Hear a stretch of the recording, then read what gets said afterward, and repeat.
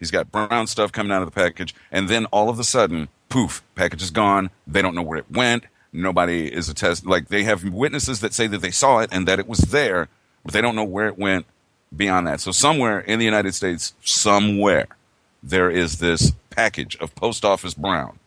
Somewhere. And to me, that is more disturbing. Yeah. Okay. So you're gonna vote for Post Office Brown.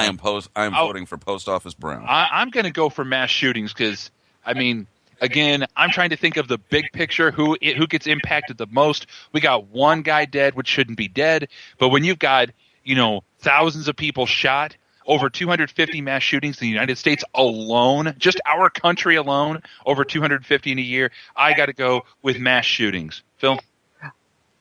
I am in agreement on this one. Mass shootings, because overall it is the most tragic of all. So once again, Brown gets the shaft. Got it. Yeah. Okay. Right. All right. Gets the shaft. It ain't just limited to the Emmys or the Grammys or the Golden Globes or any other award show where we will reward white people for doing stuff. Oh, wow. So mass shootings moves on. All right. Third, we have What is two of your attorneys Oh, going God. up against each other, and you're going to have to describe both of these for me. But we have Gutsito Wayne and the Horse Murderer. Okay. Well, the Horse Murderer, the title pretty much speaks for itself. True.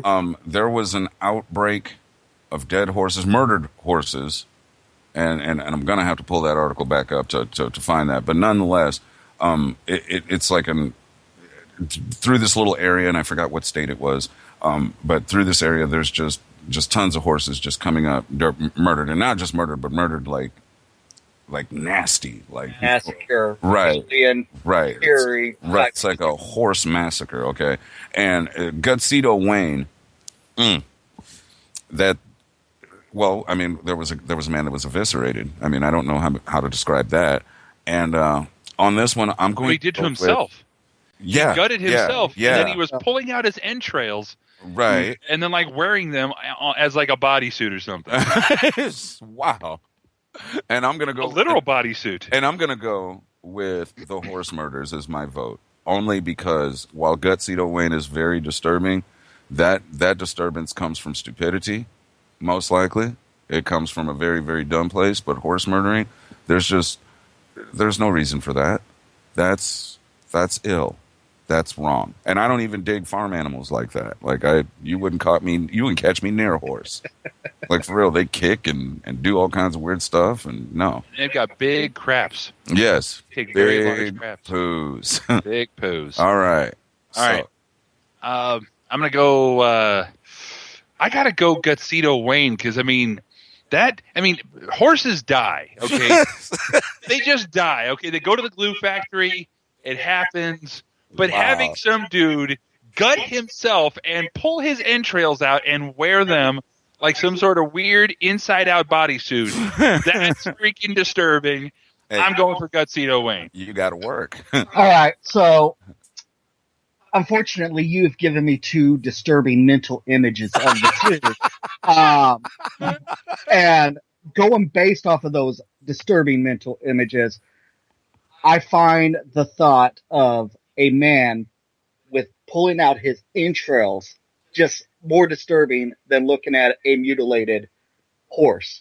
You see a mutilated deer on the side of the road all the time, especially in our area, but backcountry Illinois, man. I can't imagine that being any different than a mutilated horse. So I'm going to have to go with Gutsito Wayne on this one. All right. Okay. All right. Fair enough. All right. So Gutsito Wayne moves on.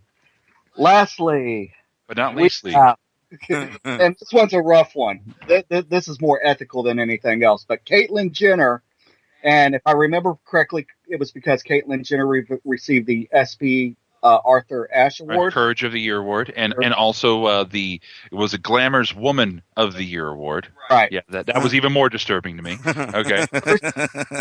Well, hold up, we haven't made that decision yet. But versus the Paris attacks. Okay, I'll go first on this one. I haven't gone first on any of them, so it's my turn. Damn it! Again, I think it's. I mean, I was the one. I think the both of us had brought up Caitlyn Jenner.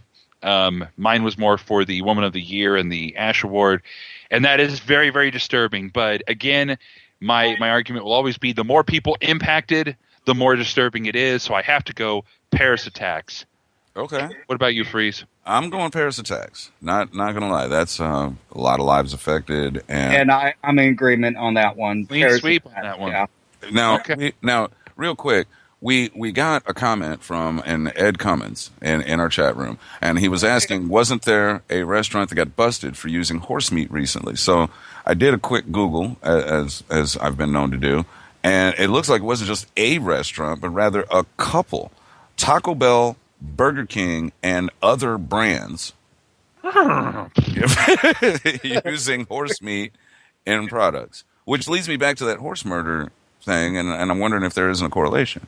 Hey, all I got to say is, if horse meat is used in Taco Bell, then horse meat is freaking delicious. Because Oh, wow. Hey, Wilbur, don't eat me. Don't eat me, Wilbur. Hey, I don't care. I don't care if, as long as it doesn't come from like rat. That's like the one animal I won't eat the meat off of is a rat. The Demolition Man ate rat, and he was fine. Yeah, el carne es la rata. That's exactly what the phrase was. Oh, wow.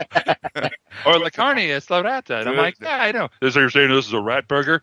See, like, okay, dude, Demolition Man was like one of the best worst movies ever. Yes, it was the best worst movies.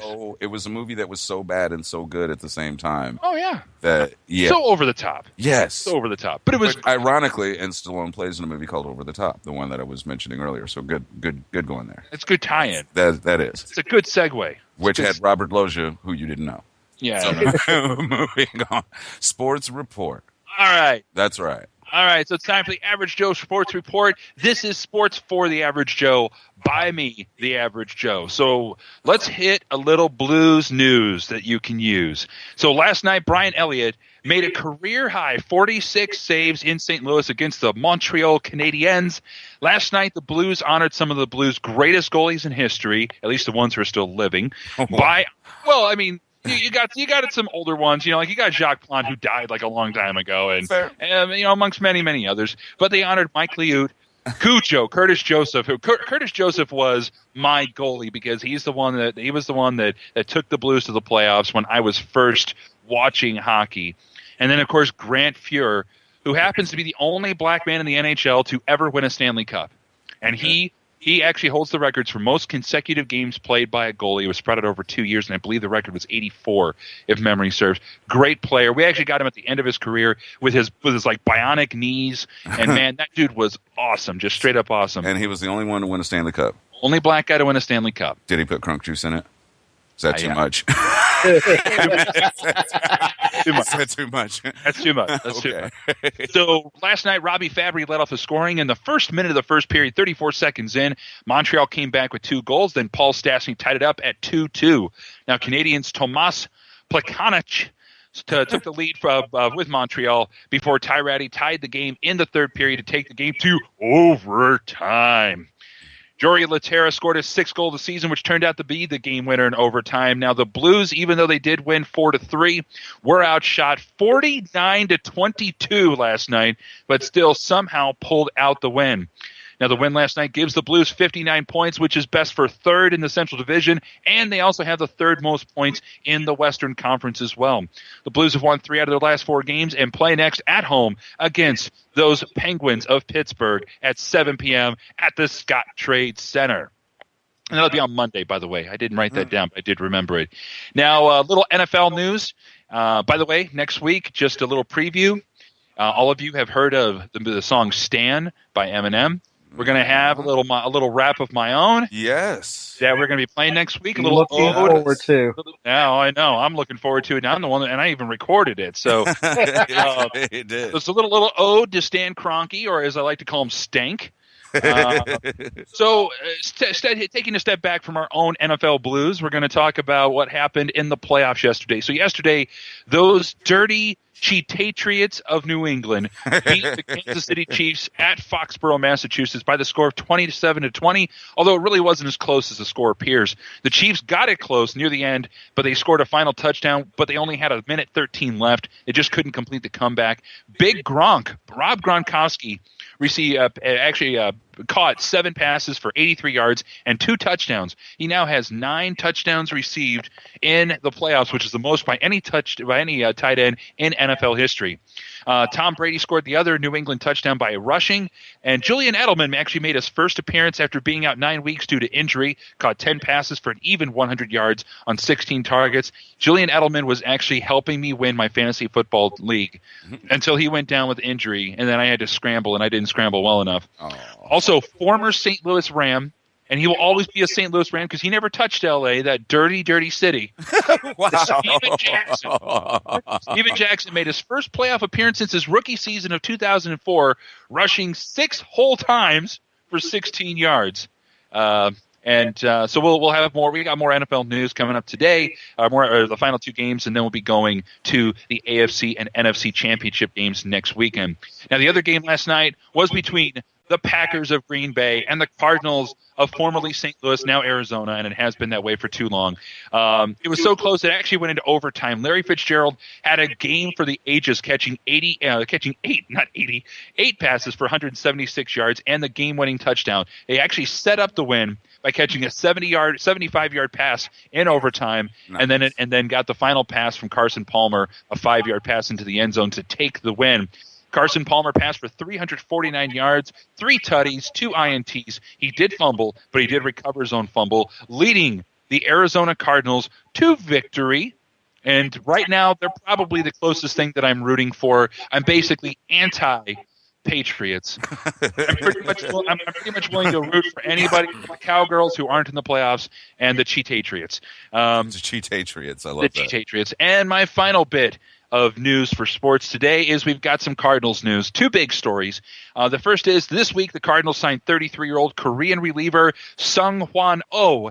He is known by 2 nicknames in Korea, Stone Buddha, and my favorite one, the Final Boss. Tell me that isn't a badass name. If someone calls you the Final Boss, is that not a great name? Yeah, it is. Okay. I give that. He was a dominant closer, and he's not going to be closing for the Cardinals. He's likely going to take over the 8th inning role as a setup man for Trevor Rosenthal, which leads us into the next story. The Cardinals just completed 1-year contracts with all 4 arbitration-eligible players. Number 1, closer Trevor Rosenthal. First baseman and outfielder Brandon Moss, reliever Seth Maness, who will probably pitch the 7th inning role. He was really good last year for shutting things down, but he definitely, we got to make sure that he keeps up the production. And finally, first baseman Matt Adams.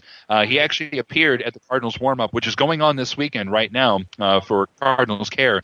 And according to reports, he actually looks very trim, very svelte, because he's known as Big City, because he's a pretty big dude. He's actually very light on his feet, but he also was out with injury most of the year last year, so he's wanting to come back and prove that he's worth some money.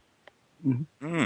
So, we shall see what happens, but that is your average Joe Sports Report. I've got a quick question to add to that real fast.